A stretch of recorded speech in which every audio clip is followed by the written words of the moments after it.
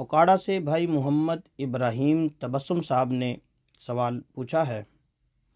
وہ لکھتے ہیں کہ مفتی صاحب، آج کل مکان گروی رکھنے کا معاملہ بڑا عام ہو گیا ہے، جس کا طریقہ کار یہ ہوتا ہے کہ زید کے پاس ایک مکان ہے جو زید کی ضرورت سے زائد ہے، لیکن زید کو 5 لاکھ روپے کی ضرورت ہے۔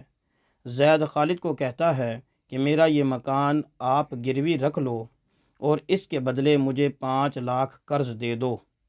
جب تک میں آپ کا قرض واپس نہ کروں، آپ اس مکان میں رہائش رکھیں یا اس کو کرایہ پر دے کر کرایہ خود رکھ لیں۔ لہٰذا خالد 5 لاکھ قرض دے کر زید کے مکان میں رہائش اختیار کر لیتا ہے۔ جب تک خالد کو 5 لاکھ واپس نہیں ملیں گے تب تک وہ زید کو مکان واپس نہیں کرے گا۔ دریافت طلب امر یہ ہے کہ یہ معاملہ شرعاً کیسا ہے؟ ابراہیم تبسم: جی میرے محترم بھائی، گروی رکھنا تو جائز ہے، لیکن گروی کا استعمال جائز نہیں ہے۔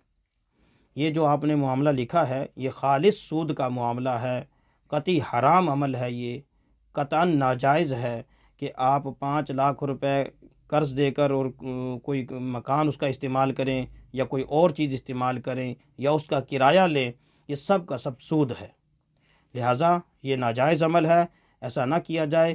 البتہ اگر ضمانت کے طور پر مکان گروی رکھنا ہے تو اس میں کوئی حرج نہیں، مکان گروی رکھا جا سکتا ہے۔ اگر اس کو کرایہ پر دینا مقصود ہے، اگر مالک کہتا ہے کہ اس کو کرایہ پر دے دیا جائے، تو کرایہ جو ہے وہ اصل مالک ہوگا، مالک مکان کا ہوگا، نہ کہ قرض دینے والے کا۔